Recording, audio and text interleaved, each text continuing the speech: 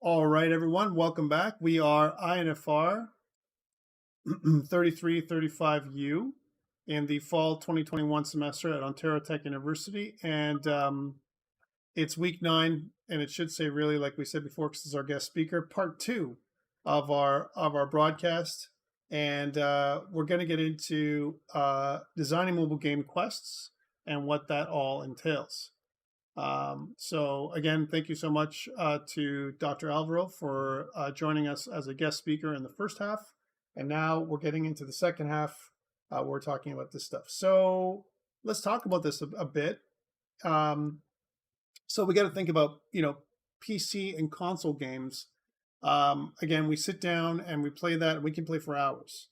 And one of the things that we do when we're playing mobile, it's a different experience, a different use case. As an example, one of them is, maybe our player, whoever it is killing time somewhere, right? Waiting for class to start, waiting for, they're in a lineup somewhere. We've talked about this before, that usually we have a very limited amount of time. In fact, if anything, we can say that our session lives and dies on something called borrowed time. We are, kind of stealing time away from other parts of our, kind of our lives.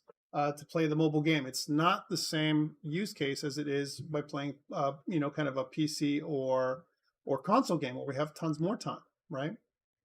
So one of the things we got to think about is this idea of, the iPhone. The iPhone, very different than what we used to have. As an example, very similar thing that we had before, which was a mobile device, was the Game Boy, right? And but I think the iPhone kind of learned something from the Game Boy, right? Because early mobile devices, they had really single functions, right? Either they were, for playing games or for making calls.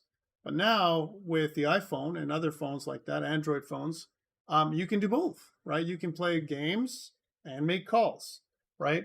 And the challenge with that is now it's a multi-purpose machine.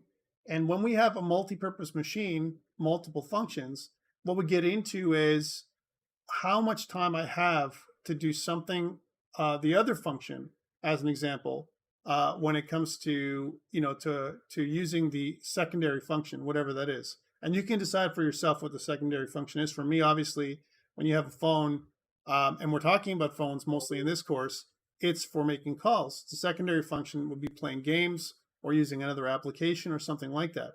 So when we have that secondary function, we want to make quests for our games short. The content should be light, right? We want to be able to complete it for the most part. And again, this is the overview as our intro in one session, okay? Once we go beyond one session, as an example, then it becomes difficult. So let's think about this, right? Imagine if we're sitting down for a night of iPad Pro gaming, and here I've got this Game Vice, which is actually what you can do. You can kind of connect something on an iPad, and I'm sure you guys have seen this kind of thing before, right? If I'm playing on an iPad, it's a very different thing. I should be able to pause the game and answer the call if I get a FaceTime call or something like that on an iPad, and just get back to what I'm doing. Similar when I'm at a doctor's office. I know it's a terrible image. And if I get, I'm in a doctor's office and I'm just like, playing a game and I get a call, I should be able to pause the game quickly. We talked about this as one of the keys to success in making a game work, a mobile game, which is I should be able to stop the game quickly, or start it quickly, stop it quickly, and resume. I should have that capability with any game that I play. But things like, think about this, my quest design is going to be very different as an example for mobile, because I don't want to make a huge game like a dungeon crawl, as an example, on a mobile device with a major boss. I'm in the middle of something when I'm in a doctor's office. That's a terrible experience, right? That just won't work. So we want to think about a couple of best practices that we're going to be talking about now. One of them is best practice for designing mobile games. And very similar, we're going to take the same points we're going to be talking about here and use them when it comes to writing mobile game quests, okay? Because there's a different aspect to both. So let's think about what a quest is, and when we think about this. So Jeff Howard, in his book, Quests, which actually is an interesting read. It's an older book from, I believe, 2004. I'd read it before. He talks about what a quest is. And he says a quest, in his words, is a journey across a symbolic, fantastic landscape in which a protagonist collects objects and talks to characters in order to overcome challenges and achieve a meaningful goal. That was what, how he kind of phrased that. And I think, to paraphrase what that is, another way for defining that is a quest really is an objective given to the player that moves them through the game space via some kind of interactions with objects and or NPCs and or systems, I would say, in the game. And the success, let's say, achieving these objectives results in player progression towards completing and or mastering the game. So again, maybe you can look at both of these definitions and say, that's what a quest should be for. A quest should basically lead us from, some kind of player, we talked about this again, player progression or change. One of the things we talked about in narrative design was how our character over the course of the entire game should be very different from the first moment that we have our character start off to the end. And a lot of times you see this where, your character might start off in rags, or they don't have very much equipment, right? Or even if they have some equipment, maybe they might lose it, very quickly. And then they have to work for the entire game, not just to get the equipment back or more equipment or level up, but to really change. They go through some kind of change. Doesn't matter what kind of game you're playing, that type of narrative is very common. So again, a quest for any genre of game on any platform will meet this definition and include a few of these elements. Again, you're going to ask yourself, where does this quest take place? Okay. What's the quest location? What does the quest ask the player to do? What is the quest goal? Okay. How will the player complete this quest? What are the strategies and dynamics that they're going to use using the mechanics of the game, both for the character dynamics and the world mechanics, as an example, to somehow win the game or do well, right? And what about obstacles? What obstacles will the player face? An example would be things like hazards and enemies. What kind of these things are going to come into place for the character? All that should be part of quest design, right? And actually, if you think about this, we've already talked about some of this before when it comes to building your own encounter. We're going to come back to the encounter thing later on today. So when it comes to designing quests for mobile, right, there's more specific and useful ways to approach this, okay? And we can think about this as, here's point number one. Where does the quest take place? So the first thing we think about when I think about where does the quest take place for mobile games specifically is, what is the core loop of the game? And you guys should know about the core loop, but here's a review of what that is. The core loop is a chain of actions the player will repeat most often as part of playing the game and should represent its most rewarding and addictive play. Okay, so that's kind of right out of the definition book for core loop. And the most commonly cited example of this that's easy to understand is the core loop for Pac-Man. Consume dots, avoid ghosts, complete the maze, and repeat, rinse and repeat. That's your core loop. So whenever someone asks you, put the core loop inside of your game design document, because we want to know what that is. And making quick game design documents that are not 250 pages, as an example, is needed. And one of the things we always include in that kind of game design document is, what is your core loop? Okay, that's kind of an important thing to understand. So here's BioWare's Mass Effect's core loop, which is, speak to an NPC, travel to objectives, defeat enemies, survive battles, right? Core loop. And let's talk about some secondary loops that BioWare's Mass Effect has. Example, gain affection with NPCs, speak to NPCs, receive romance cutscene, gain some more affection with the NPC, and so on, right? Actually, this core loop also exists in Cyberpunk 2077, where every time you do a quest, you get more and more affection towards a particular NPC, particularly, and you might have a chance to see a romantic, quote-unquote, cutscene. Actually, it's one of the driving things that players like to do in Cyberpunk 2077. Here's another or secondary loop. Purchase loot, upgrade weapon, equip the weapon, use weapon in combat, purchase loot, and upgrade weapon again, and keep doing that over and over again. So secondary core loops that we use, right? And it's really part of the course for epic console games, right? But mobile games are simpler and more lightweight. And so usually what they have is a single core loop. They don't have multiple ones. So here's an example of Candy Crush. As an example, we have match candy, obtain points, and progress to the next level. That's your core loop, okay? And repeat. Hearthstone, shuffle, draw cards, use cards to attack opponent, obtain new cards, shuffle, draw cards, and so on. And this is very similar for any card-based game. And again, we have to think about our previous progenitor to this one, which would be Magic the Gathering. Same idea, shuffle, draw cards, use cards to attack opponent, obtain new cards, and so on. It's kind of similar to this, right? It's very similar.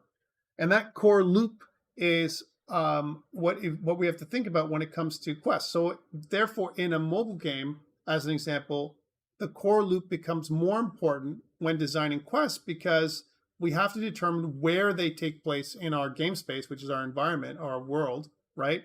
And, a Pac-Man quest that does not require the player to traverse the maze, or a Candy Crush Saga quest that does not ask the player to match candy, or Hearthstone's quest that doesn't involve cards, it's not encouraging the player to engage in the game's core loop, right? Because we're doing something else.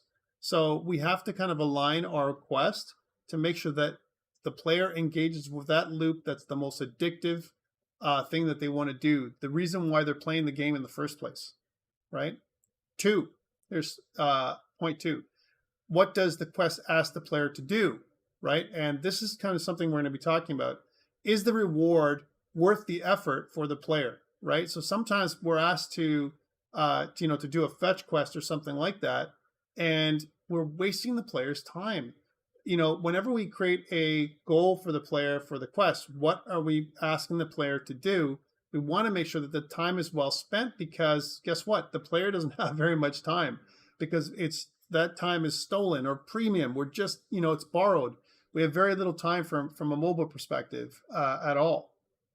So therefore, quest objectives, we must involve some kind of meaningful progress when it comes to mobile games, right? So anytime I do a quest, there's got to be some kind of progress to the next one. We've seen that in some of the games we played this semester together with LD Player.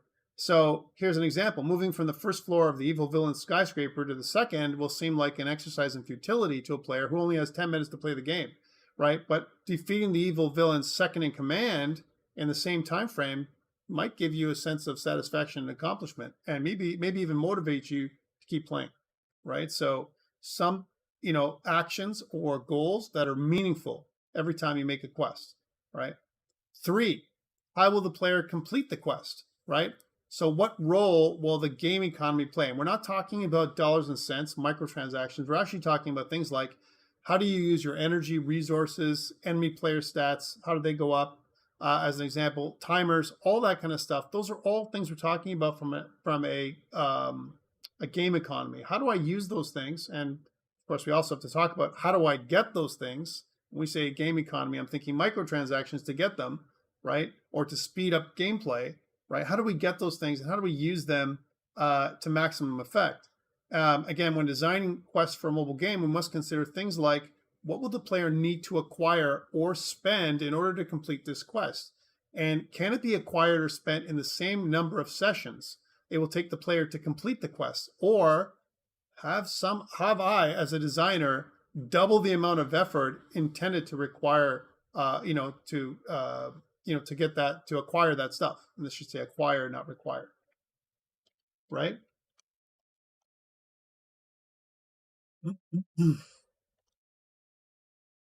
We'll say acquire stuff. How about that? So that's the thing. So think about that. It just takes so much, out of it, and we want to make it very easy for the player to know what to do. And the more they have to grind, again, I think one of the hated things when we play mobile games is like, okay, I got to wait like an hour before I build this new house because I haven't been able to scrape up resources in this freemium game, unless I pay to play. And I get these resources through some kind of in-game currency. 4, what obstacles will the player face in completing this quest? How much time does the player have in a typical play session is the question, right? The pace at which a player moves through a mobile game differs a lot from the pace at which they move through a console or PC game, right? Because again, we only have short periods of time. We talked about this a bunch of times. We're going to be talking about it again throughout this this lecture.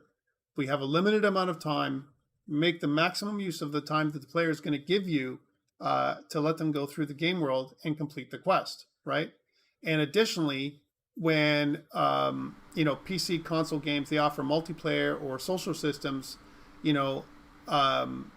they sometimes they offer those things, but mobile games, as a genre in general, are far more likely to offer those things, multiplayer and social, right? So that means that our time is even more critical because we want to be able to, connect with people. We don't have a lot of time to connect with friends and those kind of things. And so we should be able to quickly connect and not, be stopped or have some kind of obstacle to entry or barrier to entry in order for us to do that. And we have to think about, again, we don't want to waste the players' borrowed time. And every time they play a session, we don't want them to feel that it's a sacrifice that's not worth taking, right? Or making, if you will. But again, this is only possible to accomplish if they can complete the quest, right, in those 10 stolen minutes that they have to play your game. Because that's usually the size of your sessions, about 10 minutes if you're lucky. If you got a longer gameplay, if they're sitting somewhere and they're waiting for a much longer time, let's say between classes, they have nothing better to do, right? The average player can have a little bit more time to play your game, maybe do multiple quests. But again, if you think about it, quest length to be about 10 minutes max, 10 minutes of gameplay. How about best practices when writing mobile games? So we talked about designing them. How do I design them? What about the writing piece, the narrative, right? So again, let's think about the same points that we use from a writer's point of view. So again, what is the core loop of the game? That's not question number 1 that I would ask, right? Which is, just as quest gameplay must incorporate and reinforce the core loop, so too must quest text. Like what I'm telling the player through my dialogue. And we don't want to make it so that it feels like it's gamey dialogue. Rather, what we want to do is answer narrative questions with a piece of the core loop.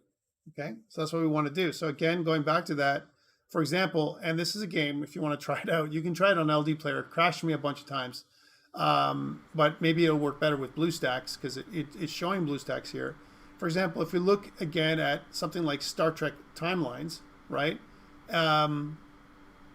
The core loop can look something like this: get crew, level up crew, complete missions. And really, when we think about Star Trek Timelines, what is this? It's a creature collection game where the creatures are actually the Starfleet officers, if you're into Star Trek.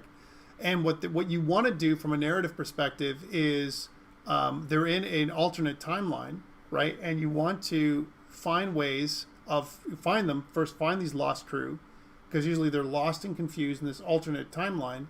And you want to basically, bring them back from these temporal anomalies and bring them back into active duty and add them into your roster for your ship.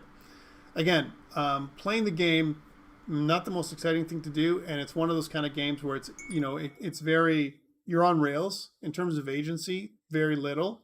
But the thing about things that I like it is you can complete these little quests in like 2 minutes, 3 minutes. There's one battle. When you do the quest, and then you're done, and the narrative supports what you're doing. Again, from a game perspective, is it awesome? No, but it supports this idea, right? 2, is the reward worth the effort for the player? Again, going back to the narrative now. So when we think about the narrative of a mobile game, it should reinforce the core loop, but also all of the rewards in the game. So again, if weapons are the most important and valuable items in the game, you're playing that kind of game, then the narrative should not revolve around building a base. It should really be thinking about how I can acquire and retain weapons, maybe fix weapons up or improve them in some way. From a, let's say, to defend the base, not necessarily to build the base itself. The base should be built because you're taking away from the core loop. I want to build weapons. I want to get weapons. I want to shoot weapons, that kind of stuff. So again, one of the things is that in mobile games, valuable items or currency are often not given out with the same frequency as they are in PC or console. So often they're not given out at all, but sold as microtransactions. And we all know how that sucks. The idea here, at least in the West, we don't like it. We talked about this before, pay to win. And here's some examples of some mobile games that are considered pay to win. And some people really hate them. One of the ones that's on here, and I've seen it in multiple lists, is things like Real Racing 3 and Dungeon Keeper Mobile, right? Or Cooking Fever, or any one of those kind of games. It feels like you have to kind of completely pay to win, and it's terrible, right? And playing with other players in that environment, if you're playing a multiplayer game that's pay to win, it sucks. It's terrible. Okay, so again, but narrative can be really a powerful thing to kind of take away those feelings. So even if you're playing, if you're in a game where it's pay to win, if the narrative is really, really good, and it's again really rare for that to happen in pay to win games, then the rewards are worth all the players' effort. And as an example, usually they're not too difficult to implement, right? If you're, when it comes to, kind of reaping the rewards. And what you want to do when it comes to adding a reward to, through using the game's economy, right? Or the in-game currency or resources is think about adding quests that allow the player to solve a mystery, resolve a cliffhanger, introduce a popular character from an established IP, or revealing some kind of fallout of a bad player decision. Okay, so those kind of things that you can add in, and it'll take away from some of that pay-to-play bad feeling, right? You can kind of smooth it out, even if you do want to use microtransactions in your game. 3, right? What role will the game economy play? Well, remember that the game economy encompasses more than just money. It also incorporates things like energy, time, ingredients. And again, a quest that demands a minor amount of resources, but is fictionalized as the final battle, that sucks. That doesn't make any sense. It's not consistent. It's, at best, it's dissonant, right? And at worst, wasteful. Okay, we don't want that. And then on the other side of the coin, right, as an example, a quest that demands a huge amount of resources, but is fictionalized in the narrative as a minor fetch quest, doesn't make sense at all. We hate those kind of things as well. I just use a pile of resources, in-game currency, or even if I bought it, right, to have very little effect on the game itself. That's terrible, right? So that is kind of things we want to avoid. 4th and final point from a writing perspective is how much time does the player have in a typical play session? We talked about 10 minutes as kind of a nice, kind of time frame. 5 to 10 minutes actually is probably the right thing. And though, we want to spend as little time as possible, here's some points that you might want to think about when designing quests for mobile. Text must be not overly long. It shouldn't take multiple taps to go through it, require intense analysis to be understood. It should be very straightforward. Remember we talked about text dialogue limits last week. Pacing must be brisk and even, okay? And the player must be reminded of key objectives, plot points, and characters in the event that his last play session was some time ago. Why? Because sometimes we play a game, we pick it up, we play a mobile game, and then we put it down again. We pick it up again, and we're trying to figure out, so what did we do last? And if it's been a long time, think about designing your game so that it reminds the player, it gives the player a recap of where they're at, from a quest perspective.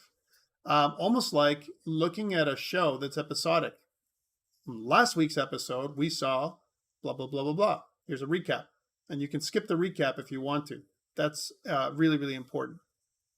So the mobile game writer should consider the mobile game player on a need-to-know basis. What is the minimum amount of information the player needs to complete this quest in a single play session? That's what we should do when it comes to writing.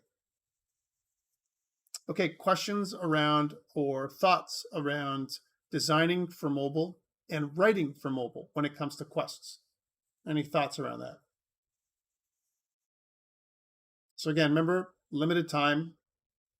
We want to keep to the main points. How do we use our economy, our in-game economy?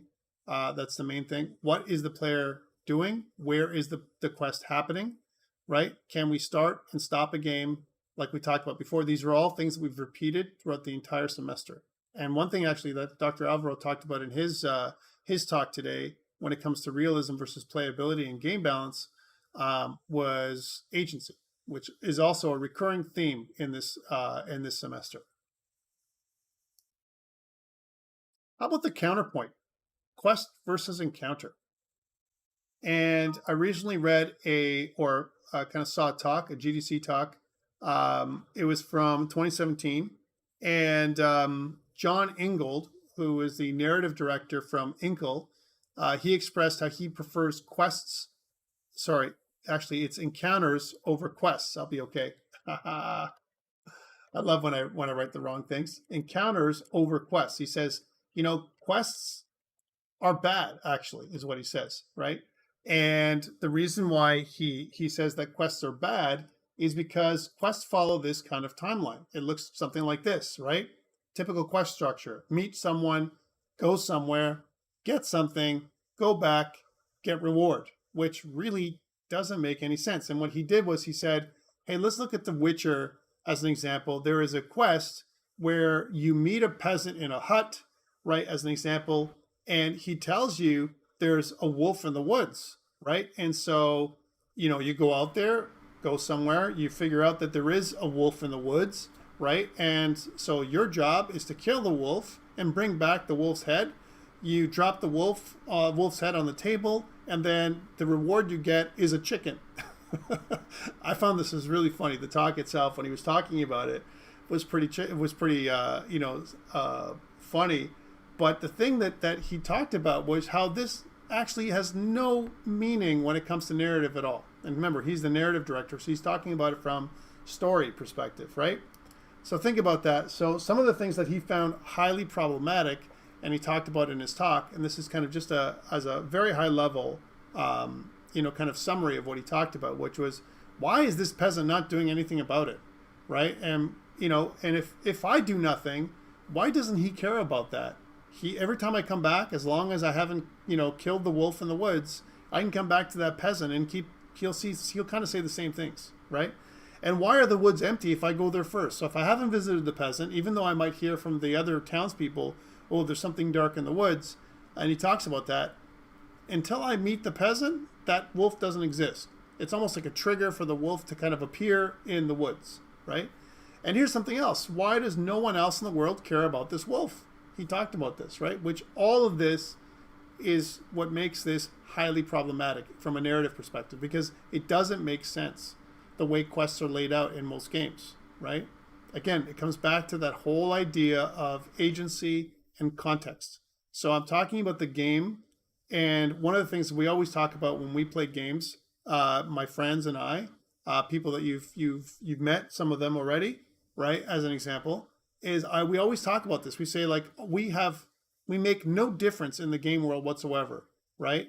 If I come back, if I kill this wolf or I don't kill this wolf, what if I kill the peasant? If I'm allowed to kill the peasant, can I do that? And if I kill the peasant, does the wolf quest still exist? Do I ever get the wolf quest? Or is that timeline, kind of quest line cut off? Is it red? Do I fail the quest automatically? And some games allow you to do that. Some games out there, I remember games like Fallout. If you did the wrong thing, then it cuts off a whole quest line. It doesn't allow you to do it, and so on. But sometimes you'll go to a location before the quest is offered to you, and it'll say something like, come back later, or this quest is not available to you right now.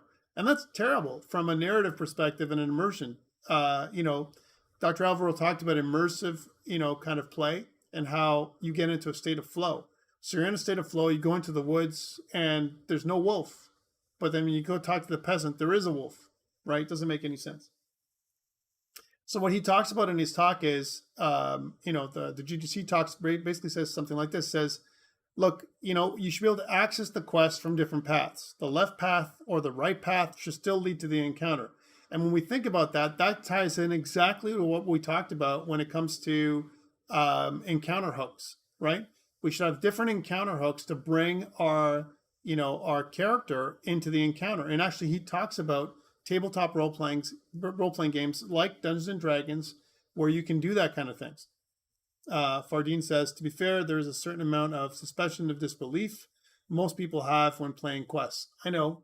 But again, I think all of us are getting to be more sophisticated as players, right? Once you've done, when you're younger and you start playing games for the first time and you play quests, we start becoming more demanding.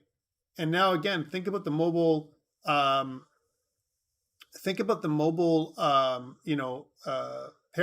that we're in, right? We have very little time, right? As an example, right? And in that very little time of playing, we have something that makes no sense, right? It makes no sense whatsoever, right? And the idea here is that we should have an influence on the game world, right? If you're doing something, it doesn't matter whether you're playing mobile or console, PC, whatever. Your action should have an influence. And actually, it comes back from that play heuristic sheet that I handed out earlier this semester, which says the player should have an influence on the game world. Okay. So he talks about how this would change if you was to take it away from the quest structure and put in the encounter structure instead, how this might be better. So again, this is counterpoint to quest versus encounter, right? So the peasant wolf fetch quest revisited. Here's how it looks. So here's the peasant's house. There's some options. Either you meet the peasant, then you come back and revisit the peasant. And maybe he's also talked about maybe the peasant after a while just disappears. He gets mad at you because you haven't really done anything. And he takes off and he tries to finish the wolf on his own, right? As an example. So these are some, things in terms of where the peasant is. From a woods perspective, you either encounter the wolf, you've seen the wolf, right? You encounter the wolf again. Let's say you run away, right? As an action, you run away. You can't kill it. You can either kill it or you can run away. Those are options, right? If I run away, you can encounter the wolf again. Maybe he's wounded, all right? Or maybe the wolf is is more powerful. He knows you're coming. Or maybe if you run away, he kills some townspeople. There's got to be some effect of your passing into the game world, right? If the peasants disappeared and you go back to the woods, as an example, there's no sign of the wolf. Well, maybe you find the peasant's chewed hat, right? So, hey, guess what? You took too long to finish this encounter, so that the peasant went and finished it for you, right? And so there's some actions. For example, you're told to the wolf, so you know the wolf, right? Before you get to the peasant's house. When you go back to the peasant's house, there's two options, right? If you've never seen the wolf, you're told of the wolf. If you've already seen the wolf, then when you go back to the peasant says, hey, there's a wolf in the woods, you can say something like, yeah, I've already seen it, right? As a narrative perspective. If you've already killed the wolf, you can tell the peasant, yep, I've already killed it, and here's the head, right? Or maybe you still haven't gone, right? So you've revisited the peasant and you come back and you told him, look, I haven't gone to the woods yet. The peasant might be mad at you and go on his own. All right, so this is the kind of stuff that can work better in an encounter as opposed to a quest, because a quest follows a linear timeline typically. And here's another way of looking at this, where it's kind of like a swim lane, if you will, or a flow chart when it comes to, what the peasant says to you from a narrative perspective, as well as actions that you took or you didn't take. So example, on the first visit, there's a wolf. If you come back, there's still a wolf. And if you've come back and, a couple of times and the peasant is pretty impatient, I'm giving up on you. He's going to go and do it on his own, right? As an example, right? And then the other thing is, either I've never seen the wolf, right?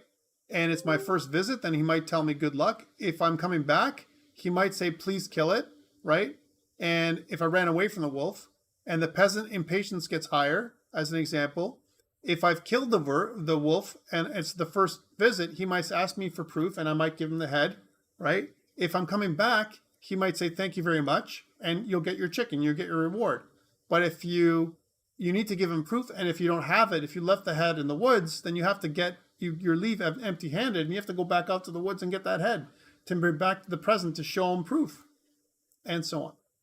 Okay, so this is kind of a way that you can use an encounter, and as you can see, it's much more complex in many ways than how many quests are built today. One thing that he also talks about in his talk is you can use a state machine for everything. So a good example of this, the wolf everything that comes before a particular state is automatic. So example, if I've seen the wolf, then I know about the wolf. If I've killed the wolf, then I've seen the wolf and I know about the wolf.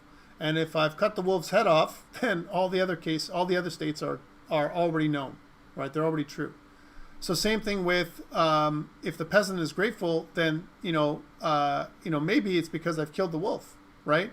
So these kind of are aligned with some of the actions that I know about the wolf, right? So it's very interesting the way that they use a state machine for some of this stuff.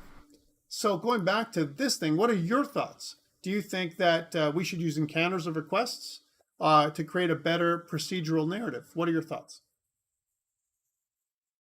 So quest versus encounter. What would you do? You've played Dungeons and Dragons. You've even made your own encounter. You've thought about encounter hooks, right? How does that translate into something that you can add into the game that you might be making in the future? Would you use quests, linear, with a core loop, or would you do something like an encounter, which allows more than one entry into the quest? What are your thoughts, guys? Jin says that sounds like an AI doing the DM job. In some ways, yeah, right? It's like you want to create a system, right? In many ways, and we talked about realism versus playability here, that is a little bit more realistic, but not to the point where it's super unplayable or unfun. Okay. One thing we don't have, we talked about time for a player, and I think one thing that I want to think about when it comes to encounters versus quests for mobile, I think if we made it more encounter based, then one thing that we should be able to do when we leave the game, if I, for example, if the encounter is, first of all, it's got to be very short, 5-10 minutes max. And if I don't complete the encounter, or if I don't complete the quest, I should be able to come back right to the place where I left, and the game world should remember. That's the most important piece. And I think that's missing from a lot of games. Okay, last part for today that I want to talk about, and it's kind of a preview of a more deeper conversation, right? Maybe even something that we would include in another game design class, is something called rational game design. And I want to talk about rational game design and how it affects game balance. So question for you guys is, have you ever heard of rational game design? Did James cover it, or anybody else at Ontario Tech so far?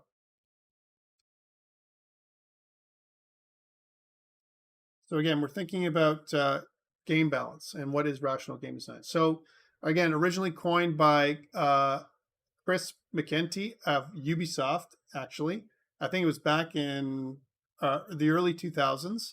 And his objective when he talked about what rational game design is about is, for every game experience, we have a clearly defined objective or goal that must be present. Whether or not this goal strongly influences the player's actions directly is a different story, but the player must have a sense of purpose in the world that they are traversing. And one of the things that I've taken is I've taken a little bit of some notes from Jason Weiser from Tufts University from this year, 2021, in the fall of 2021. He shared some information during the talk, and this is another great talk on the five semesters of game design in one class. Take a look at that talk. It's really awesome, and what he talks about there. And he talks about difficulty. And he talks about how an important thing to understand about difficulty in games, so rational game design with respect to difficulty, is that every skill we ask players to employ as part of a level adds to the difficulty, right? So example, consider a basic platformer game, right? From a jump precision perspective, if there's no gaps to jump, then there's no case for this because it's a platformer. But if it's an easy task, then there's only small gaps and large platforms. So let's say 6 to 8 blocks, right? In the medium case, we have medium gaps and platforms that are 4 to 5 blocks. And hard, when it comes to a hard skill level for precision, large gaps and small platforms of 1 to 3 blocks, right? So at the same time, timing is an important thing when it comes to jump between monsters, right? So again, easy would be one monster in a large space, large platform, 6 to 8 blocks, or 2 to 3 monsters in a medium space, that's medium difficulty, and hard difficulties when we have 4+ monsters in a large space. Right? So that can be really challenging to do. So this idea of difficulty, right, is when we start planning for design, when we start designing a level or a quest, we want to think about difficulty and how we want to match difficulty to the player's skill. Actually, we talked about this earlier when we said if we want to achieve flow, we want to build up capability, right? We talked about that earlier this semester. And as we build up capability, then we want to challenge the player more and more until we get to the point where the player is in a flow state. That's the idea behind it. So really, here's the problem. So many games, particularly large-scale projects with many designers, have broken difficulty curves, right? And players are thrown into scenarios which are far beyond the skills that they can be reasonably expected to have developed so far, and they get frustrated and quit, okay? Some of this can happen for games like Dark Souls or Demon Souls, or they encounter many levels that are too easy and they're given the skills that they have so far developed. So they've developed a bunch of stuff and the game is either too hard or too easy. So one of the things that happens here is when any of these things happen, we have something called low player attachment because, again, we're not in flow state, okay? And so he talks about difficulty curves here, which is a really interesting thing. And given a graph of game difficulty over multiple levels, where you have, let's say, level 3, 4, 5, 6, 7, 8 different levels, right? So in this case, 6 levels. As an example, this would be a bad difficulty curve. So we start off kind of, we rise, we have a rising level of difficulty, and then we get crazy difficult on level 5. That makes no sense. And sometimes this happens where we have a inconsistent difficulty level when it comes to our quests, right? It's really, really hard. We pick a quest that's way harder than normal, right? The other one is when it's really flat like this. This is another bad scenario as well. So again, when it comes to rational game design, we want to think about making something that's more linear. This is kind of what we really want. If we're going to say, ideally, we want a rising level of action, just like we would in a movie, exactly what follows the hero's journey. We keep on having a rising level of action as we continue to progress in levels and skill, okay? Maybe even better would be something that looks like this, where we have some areas where we can regroup and have a chance to gather our possessions, re-equip, all those kind of things between levels. And sometimes this is more often what is happening. And this idea of regrouping and re-equipping is something that can bring a character, transition a player from level 3 to level 4, from level 4 to level 5, and so on. Sometimes we include a cutscene also that removes us from the conflict and reduces our tension in the game, and that we've seen before, so allows us to think about what we're going to be doing in the next quest. Sometimes the cutscene, it's a perfect place to put the cutscene because it also gives information about what we're doing. What's the quest goal, this next part of the quest?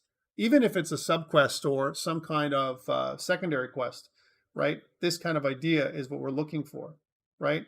Again, each peak, if you think about it, can have different parts. We can plan when we're sitting in the low area, right? When we're just the quest line is rising, the tension continues to rise. We execute our plan. We may have to improvise. For example, if we're fighting a boss and we see that the boss has certain actions and they have certain movements or attacks, and then finally, when we defeat the challenge, we regroup again and do it again, okay, over and over again. And that idea, when we continue to plan, execute, improvise, and regroup, is a cycle. And if you think about it, it ties back into this idea of a core loop, which is what we talked about earlier. So what is the core loop? What is that addictive thing that we want the player to keep doing to retain the player, to keep the player playing? And some of you talked about it last week. We talked about Goodnight Story and how we kept on doing that same thing. It's easy for us to match the gems and everything else that we see, the different powers in Goodnight Story, right? In order for us to get more experience and go to the next level, right? So that idea, that's the core game loop that we talked about before, right? And we have, between each of the quests, we have a chance to stop, right?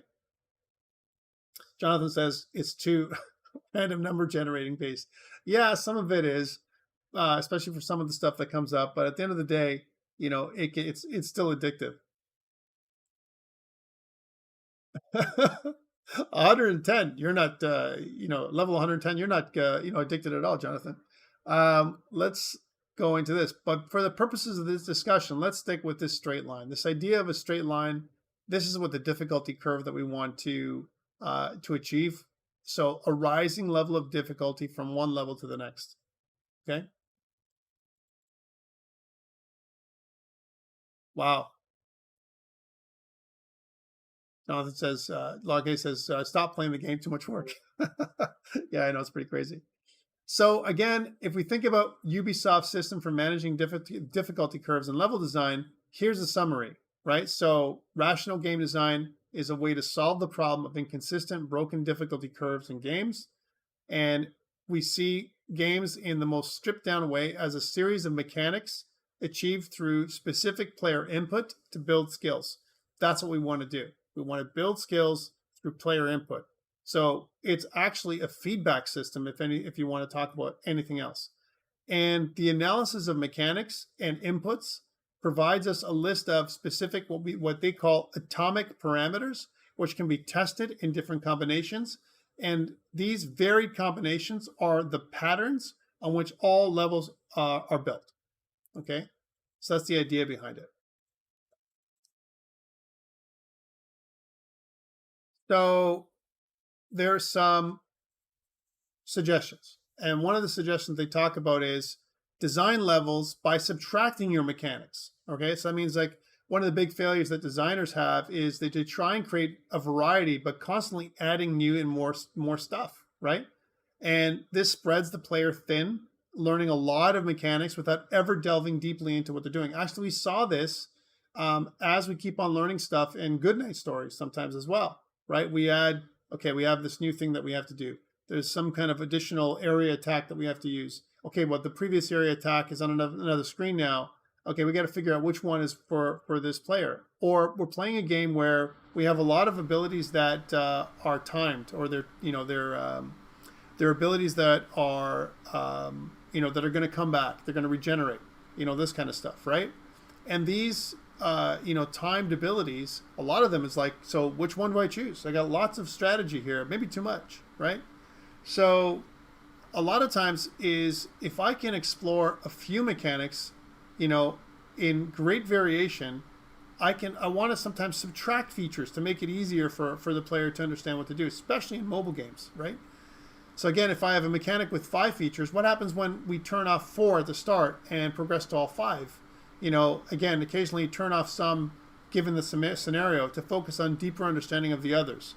So that's kind of something that we can do over from one level to the other, right? So that's, again, part of the idea of, subtracting mechanics. So here's an example of levels by subtracting your mechanics. So here's a setting, a prehistoric setting, and the enemy or ingredient is the pterodactyl, right? So what are the pterodactyl attack mechanics, right? As an example, well, they can fly attack from different directions. They can coconut the player by picking up and dropping it to cause impact damage. They can claw swipes, they can beak bite, and they can wing or tail strikes. So how do we design the space to limit possible attacks, to limit skill tests, right? First encounter, we're in a cave. There's no time pressure, no anticipation time, just predictability and precision.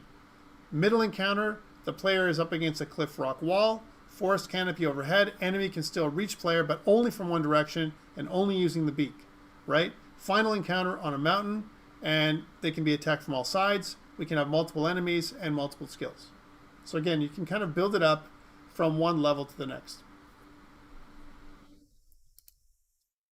So finally, some thoughts around learning. So when it comes to rational game design and learning skills. So, playing requires skills to solve the game mechanics in the world mechanics that we're talking about here.